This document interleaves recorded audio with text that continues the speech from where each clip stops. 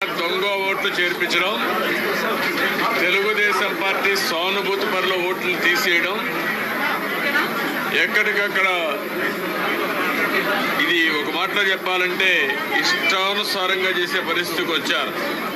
కానీ చంద్రగిరి నియోజకవర్గం దీనికి ఒక కేస్ స్టడీగా ఎన్నికల కమిషన్ కూడా తయారయ్యే పరిస్థితి వచ్చింది. వీళ్ళు చేసే modus of operation form 6, form 7, form 8 విచ్చలవిడిగా ఉపయోగించారు. 13,928 ఓట్లు పిఎస్సి కింద ఉన్నాయి. అంటే ఫోటో సిమిలర్ ఎంట్రీస్. అంటే ఎంత బరిదెగించేశారంటే అంత బరిదెగించారు. ఆఫీసర్స్ ఏ లెవెల్లో కొల్లుడయ్యారంటే ఆ లెవెల్లో కొల్లుడయ్యారు. అదే ఎన్నికల కమిషన్ అడిగింది. ఇవి మీకు తెలియకుండా మీ రిటర్నింగ్ ఆఫీసర్ యొక్క కోడ్ నెంబర్ వాళ్ళకి ఇచ్చి వాళ్ళు డైరెక్ట్గా ఎంట్రీ చేసే పరిస్థితికి వచ్చారు.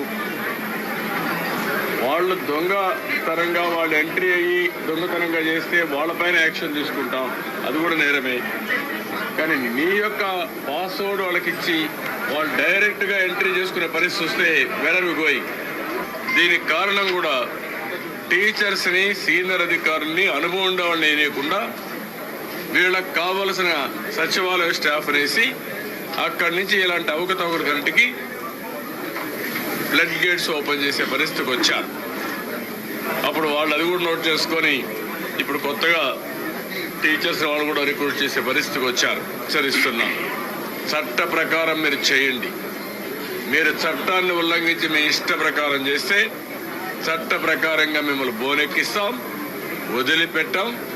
ఈ రోజు నుంచి కూడా చెప్తున్నా, ఎన్నికల కమిషన్స్కి ఇవ్వాల్సిన ఇస్తాం. మీ కాంటాక్ట్ కింద ఎలక్షన్ కమిషన్కి, డిఓపిటీకి అందరికి లెటర్స్ రాస్తాం.